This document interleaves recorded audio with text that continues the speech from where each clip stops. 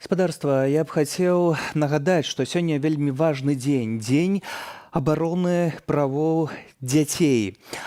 Самыя безабаронныя патрабуюць нашай дапамогі. Сёння Александр Лукашенко паказваў каляровыя фотаздымкі, які ён добры, як ён сустракае дзяцей. Міліцыянты пры гэтым паехалі ў некаторыя навучальныя установы і нават паказалі, як можна дзецям закласці кайданкі альбо пазабаўляцца са зброяй, што абсалютна многіх абурае і мяне таксама. Але ў гэтай сітуацыі таксама трэба памятаць пра тых дзяцей, якія часова застаюцца без бацькоў на волі.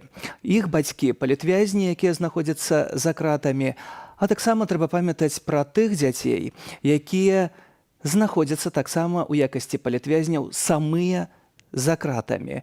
І са мной у студыі цяпер спадарыня Ганна Коновалова, палітычная ўцякачка. Вітаю вас.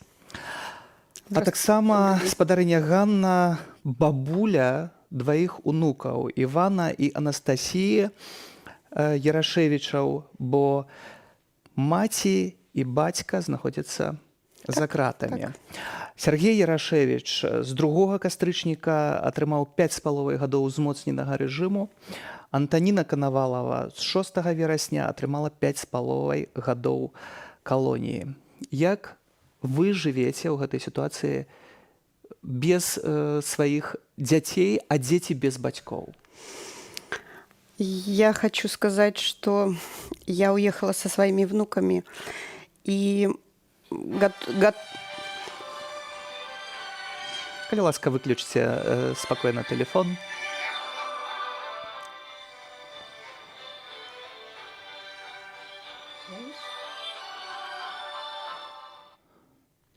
Калі ласка. Так, я уехала со своими внуками, но я хочу сказать, что мое сердце разделено на 2 части. Одна часть у меня находится с моей дочерью, а вторая часть у меня здесь. И болит совершенно одинаково. Совершенно одинаково. Просто здесь я немножко спокойнее. Внуки у меня на глазах, а что делается с моим ребенком, я как бы только могу догадываться. У нас односторонняя связь, и то не напрямую. Я не могу ей ни написать, ни получить от нее ответа. Просто в неведении.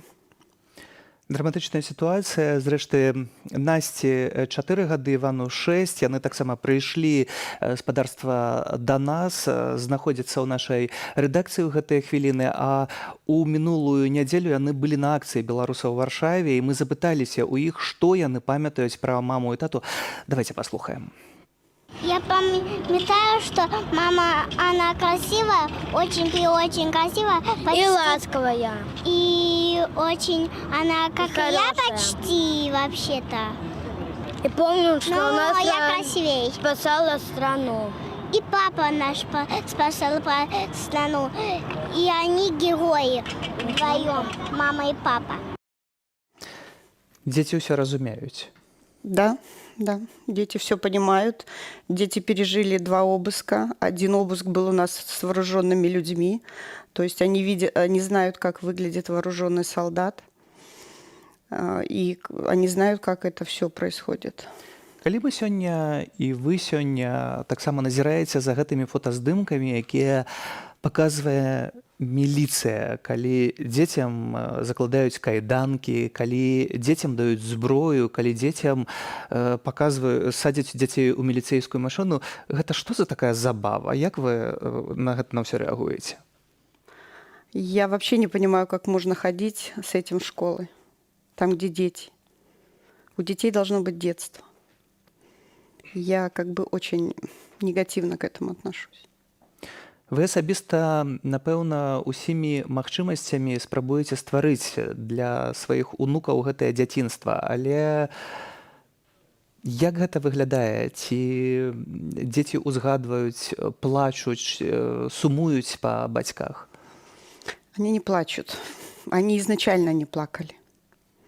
Когда даже я им сказала, единственное, что после приговора Тоня пишет им открыточки такие, пересылает. И после приговора она написала, что она не может с вами быть с ними рядом. Надо немножко потерпеть. И Ваня, ну, еще бы минуточку, и он заплакал. Мне пришлось перевести разговор в другую тему, что немножко потерпим, что делать. Но они все понимают. Дзецям, напэўна, вы ўвесь час тлумачыце, вы імі займаецеся, але вы як самі спраўляецеся з гэтым усім? Но у меня другого выхода нет от слова совсем. У меня 2 маленьких детей, которые хотят, чтобы мама и папа были рядом. Калі б вы засталіся ў Беларусі, то дзяцей маглі б забраць? Их бы забрали однозначно. Их бы забрали. То бок для вас гэта быў выбар, альбо вы з'язджаеце разам з дзецьмі, альбо дзяцей проста забіраюць. Вы знаете, когда я уезжала, я не думала о них. Я больше думала о дочери. Потому что давление шло такое посредством детей, что однозначно мне надо было сначала спасать дочь.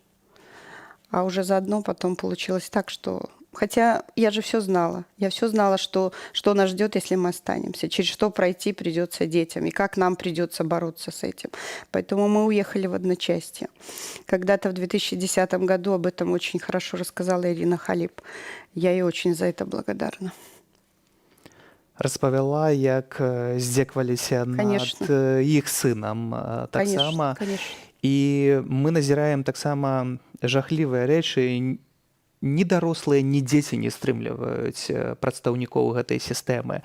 Што б вы хацелі сказаць гэтым катам, хто разбурае сем'і і знішчае шчасце дзяцей? Ці да іх яшчэ штосьці можна казаць? Что касается именно нашего дела, которое коснулось нашей семьи, я хочу сказать, что там бесполезно докричаться до следователей, которые похожи на сказочников, вот это все сочинили. Хочется иногда спросить, где ваш профессионализм?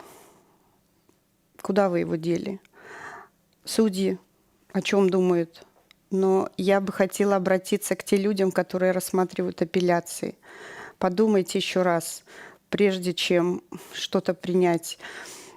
Загляните в глаза любого человека, даже вот моих детей. И посмотрите, как им плохо без мамы и без папы. Ці ёсць такія моманты, калі дзеці прыходзяць да вас і кажуць, што хочуць да бацькоў, ці штосьці ўзгадваюць? Нет. То, что хотят к маме и папе, нет, они ждут. У них, я не знаю, как-то в подсознании это или где, что они просто ждут. Они ждут, когда приедут мама и папа. Что надо немножко подождать. Но такое, что Ваня у меня, допустим, он больше старше, он старше, он более понимает. И он с утра приходит, садится ко мне на руки, и: бабуля, погладь меня. Я не мама. Как бы я не могу дать то, что ему может дать настоящая мама. Но я стараюсь. Ці дастаткова дапамогі для вас, ці дастаткова салідарнасці? Як выглядае вашае жыццё? Бо давялося кінуць, па сутнасці, ўсё і пачынаць усё спачатку. Конечно, мы бросили все. Мы бросили бизнес, мы бросили дом, мы бросили... все осталось там. Но я хочу сказать, мы увезли самое дорогое, что есть в нашей семье. Мы увезли малышей. И я хочу сказать, может, дочь моя когда-нибудь увидит этот репортаж или что, я хочу сказать, что я ей обещаю, что я сделаю все, чтобы ее дети были счастливыми, чтобы они выросли настоящими белорусами, чтобы они были самыми умными, самыми вежливыми, мужественными и настоящими бойцами. Мяркую, што у вас гэта атрымаецца. Дзякую вам за гэтую размову і жадаем ад усяго Белсату вялікай вытрымкі, бо яна будзе вельмі патрэбная. Спадарыня Ганна Канавалава, палітычная уцякачка, дачка якой Антаніна Канавалава атрымала 5,5 гадоў калоніі, муж Антаніны Сергей Ярашевіч 5,5 гадоў узмоцненага рэжыму, ну і Двое дзяцей, Настя і Іван, 4 і 6 гадоў. Адпаведна, спадарыня Ганна займаецца імі. Дзякуй вам за тое, што вы робіце, і дзякуй за гэтую размову. Міжнародны дзень абароны дзяцей. З гэтай нагоды ў нашай праграме размова віленскага карэспандэнта Белсату Ганны Русінавай з дзіцячым псіхолагам Інай Трусавай. Спадарыня Іне самой давялося прайсці праз акрэсціна, і яна цудоўна адчувае, як на псіхіцы дзяцей адбіваецца пратэставы рух на Беларусі. Размову пачалі з трагедыі самазабойства, да якога следчыя давялі 17-гадовага фігуранта справы аб масавых беспарадках з метра Стахоўскага. Конечно, он вырос без родителей в определенных условиях детского дома, да, где были многие процессы искусственно сформированы. Да, то есть он не выходил во внешнюю среду, то есть он, скажем так, не было такого широкого социума и общения и опыта жизненного, да, для того, чтобы справиться с проблемой. Он жил с одними и теми же ребятами, он общался с одними и теми же педагогами. Здесь он очутился еще один на один с теми силовиками, которые психологически травмируют. У них задача зомбировать, травмировать и выбить необходимые для них показания. И детская психика неподготовленного молодого человека, у которого нет родных и близких, к которым он мог бы прийти, ожидать от них поддержки, да, то есть он очутился в ситуации, в ловушке, собственной эмоциональной ловушке, потому что это было у него впереди пустота. У него не было, это была ситуация безнадежности. У ребенка нету столько способов вынесения вовне вот этой боли.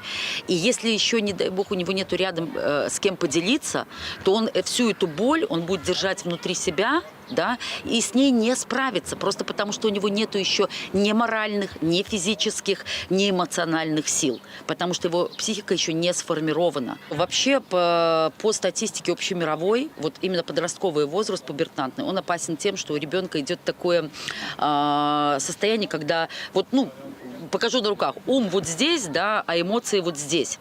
И вот в этот период вот этого диссонанса дети очень подвержены любым эмоциональным стрессам. Суицидальный риск повышается на 99%. Если у нас есть, допустим, в Беларуси определенная статистика, и был период, когда суициды, они обычно, там это осень, весна, обострение. Но сейчас, я думаю, эту статистику не ведут, к сожалению, потому что это будет подтверждение вот этим страшным действием режима. Но то, что сейчас происходит, и я думаю, что через лет 10 мы узнаем о страшнейших последствиях вот этого поколения, которым сейчас 9, 10, 13, 15 лет, что они пережили вместе со своими родителями, а этих последствиях, которые скажутся на их психике, мы узнаем уже в их созданных вновь семьях, или через лет 10-15 мы узнаем, когда с этими людьми могут происходить психосоматические вопросы со здоровьем.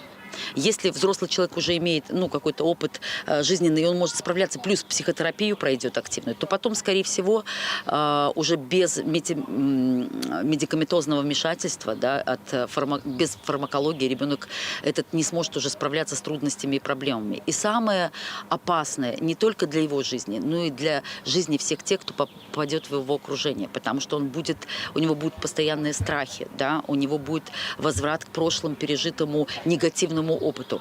И это скажется уже на генетическом уровне, на будущем поколении, которое будет рождено в его семье.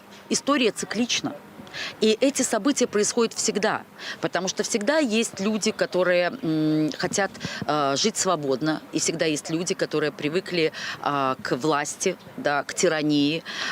Те, кто, достигнув некого уровня социального статуса и социальных благ, перестает адекватно воспринимать свое положение. Поэтому в данном случае необходимо детям доносить не только как психологу, да, но здесь очень важно, чтобы детям родители на каждом семейном вот совете, да, рассказывали о тех событиях, которые были раньше, и с чем была раньше связана революция, и к чему она приводила. Вот то, что происходит сейчас у нас, это революционные действия. Но последствия, я имею в виду, которые ведут после того, когда люди высказывают свое мнение, здесь невозможно родителям рассказать о том, что насилие – это помощник. Да? То есть насилие неприемлемо, и детям тоже нужно об этом рассказывать, что есть свобода слова и свобода выбора политического и правового, а есть процессы, которые ну, скажем так, те процессы, которые ущемляют права человека и влекут за собой вот такие тяжелые последствия.